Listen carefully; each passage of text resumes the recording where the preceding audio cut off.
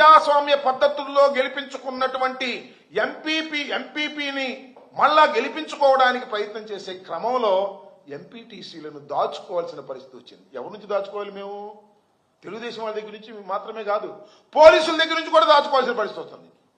పోలీసులు అఫీషియల్స్ కలిసి ఆ నియోజకవర్గంలో ఏదో ఒక విధంగా తెలుగుదేశాన్ని, కేవలం ఒక్క సీటు గెలుచుకున్నటువంటి తెలుగుదేశాన్ని గెలిపించాలని తాపత్రయపడుతున్నటువంటి సందర్భంలో నేను ఈ పని చేస్తే తప్పేంటంటే నాకు అర్థం కాల. వాయిదా పడిన తర్వాత దీనిలో జయచంద్రారెడ్డి గారు అని ఉన్నాడు ఒక ఆయన పాపం లింగమయ్య గారు ఊరే. ఆ జయచంద్రారెడ్డి సహాయం చేస్తున్నారని జయచంద్రారెడ్డి ఇంటి మీద పడి కొట్టారు. లింగమయ్య అడ్డం వెళ్ళాడు. 30వ తారీఖున అతి దారుణంగా చంపేశారు లింగమయ్యని.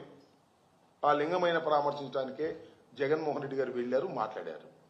ఏం చేస్తున్నారండి పోలీసులు? నాకు అర్థం కాలేదు.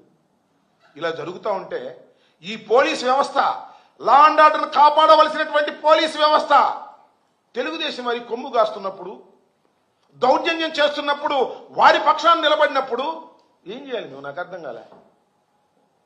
అత్తిల్లో కూడా ఇదే పరిస్థితి.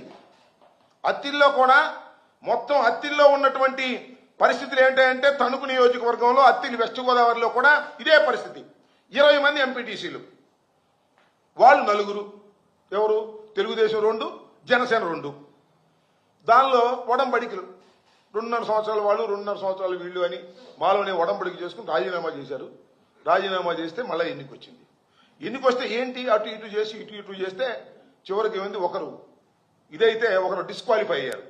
13-6, మాది 13, వాళ్ళు 6. ఎప్పుడు అన్ని ప్రలోభాలు చేసిన తర్వాత కూడా ఏం చేశారండి ఆ రోజు ఎన్నికల్లో? పాపం మా మాజీ మంత్రివర్యులు నాగేశ్వరరావు గారు వాళ్ళందరినీ వెంట పెట్టుకొని పోలింగ్కు వెళుతుంటే మొత్తం తెలుగుదేశం వాళ్ళు ట్రాక్టర్లు వేసుకొచ్చి, మోటార్ సైకిల్ వేసుకొచ్చి అడ్డం వచ్చారు. వెళ్ళలేదు, తిరిగి వెనక్కి వచ్చాడు. మొత్తాన్ని తీసుకుని, మొత్తం 13 మందిని తీసుకుని ఎక్కడికి వచ్చాడు? ఆయన ఇంటికి వచ్చి ఆయన ఇంట్లో కూర్చున్నాడు. ఇంటి చుట్టూరా చేరారు. చేరి పెద్ద పెద్ద కేకలేస్తున్నారు.